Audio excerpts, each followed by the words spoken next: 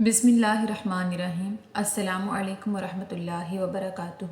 امید کرتی ہوں کہ تمام دیکھنے والے خیر و عافیت سے ہوں گے، اللہ تعالیٰ کی رحمتوں کے سائے میں ہوں گے۔ تو میرا عنوان احادیث نبی صلی اللہ علیہ وآلہ وسلم، موضوع چل رہا تھا نماز کا بیان، جس کا حوالہ بخاری شریف کی کتاب۔ تو آج کی حدیث ہے کہ صحابی الزہری بیان کرتے ہیں کہ ایک مرتبہ میں دمشق نامی جگہ پر حضرت انس بن مالک سے ملا۔ اس وقت آپ رو رہے تھے۔ جب میں نے ان سے پوچھا کہ آپ کیوں رو رہے ہیں تو انہوں نے فرمایا کہ نبی کریم صلی اللہ علیہ وآلہ وسلم کے عہد کی کوئی بھی چیز اب ہمارے پاس نہیں رہی سوائے نماز کے کہ اس کو بھی ضائع کر دیا گیا۔ اس حدیث مبارکہ کی وضاحت یہ کہ حضرت انس بن مالک بیان فرماتے ہیں کہ رسول اللہ صلی اللہ علیہ وآلہ وسلم کے زمانے کی کوئی بھی چیز اب ہم نہیں پاتے، ہمارے پاس نہیں رہی سوائے نماز کے۔ لیکن افسوس کی بات یہ ہے کہ نماز کو بھی اب ضائع کر دیا گیا ہے۔ اس بات سے مراد یہ کہ اس دور میں آقا علیہ الصلوۃ والسلام کے دور میں جس طرح سے نمازوں کو ادا کیا جاتا تھا، جس طرح سے نماز کو قائم کیا جاتا تھا، جس لگن اور محبت اور شوق کے ساتھ لوگ اس عبادت کو ادا کیا کرتے تھے، اب وہ چیز نہیں رہی کہ رسول اللہ صلی اللہ علیہ وآلہ وسلم کا زمانہ گزر جانے کے بعد لوگوں نے نماز کو ضائع کر دیا۔ لوگ بھول چکے کہ نمازوں میں کیا کرنا چاہیے، کس طرح سے نماز ادا کرنی چاہیے۔ لوگ سوچتے کہیں اور ہیں اور جھکتے کہیں اور ہیں۔ آپ کی بات سے مراد یہ تھا کہ جس شخص نے اس طرح سے نماز ادا کی کہ اس کا خیال کہیں اور، اس کے ذہن میں سوچ کچھ اور وہ جھکتا اپنے رب کے آگے ہے، تو اس طرح کرنا نماز کو ضائع کر دیتا ہے۔ یہ عمل نماز کو سراسر ضائع کر دیتا ہے کہ نماز وہ چیز ہے، وہ عبادت ہے کہ جس میں ہم اللہ تعالیٰ سے روبرو کلام کر رہے ہوتے ہیں، اللہ تعالیٰ سے بات چیت کر رہے ہوتے ہیں، تو کچھ ہمارے ذہن میں چل رہا ہو یا ہمارے دل میں کوئی ایسی پریشانی یا بات چل رہی ہو اور ہم اللہ کے فرض کو ادا کر رہے ہوں، کیسی منافقت ہے۔ اور جو شخص اس طرح سے نماز ادا کرتا ہے تو گویا کہ اس نے اپنی نماز کو ضائع کر دیا۔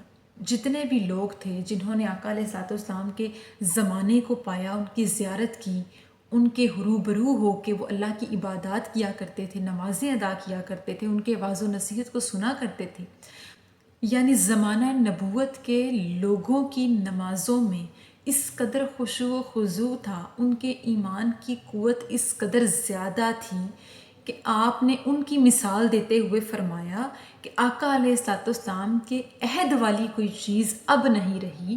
نماز تھی جس کو لوگوں نے ضائع کر دیا، یعنی جو کہ ضائع کر دی گئی، یعنی اس طرح سے نماز کو قائم نہیں کیا جاتا کہ جس طرح دور نبوت میں کیا جاتا تھا، جیسے کہ لوگ آقا علیہ الصلوۃ والسلام پیچھے ان کی امامت میں کھڑے ہو کے نمازوں کو قائم کیا کرتے تھے۔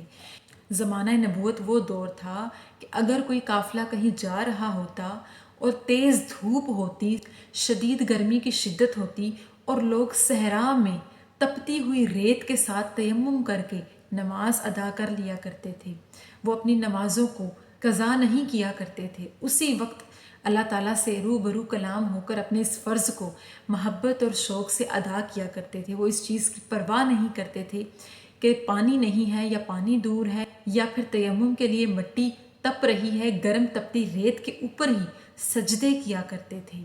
اس دور کے لوگ وہ تھے کہ کفار لوگ نماز کے دوران صحابہ کرام کے اوپر ظلم ڈھایا کرتے تھے، تو ویسی نماز آج کل کے زمانے میں نہیں رہی۔ یعنی حضرت انس بن مالک بیان فرماتے ہیں کہ آج کل کے دور میں ویسی نمازیں نہیں رہیں، ویسا ایمان نہیں رہا، ویسی محبت نہیں رہی۔ جیسے کہ علامہ محمد اقبال فرماتے ہیں کہ قلب میں سوز نہیں، روح میں احساس نہیں، کچھ بھی تمہیں پیغام محمد کا پاس نہیں۔ کہ کیسی بات ہے، آج کل کے دور کے لوگ کیسے لوگ ہیں کہ انہیں احساس ہی نہیں کہ دین اسلام کیا چیز ہے، کہ اللہ اور اس کے رسول کی محبت کیا چیز ہے، ایمان کیا چیز ہے۔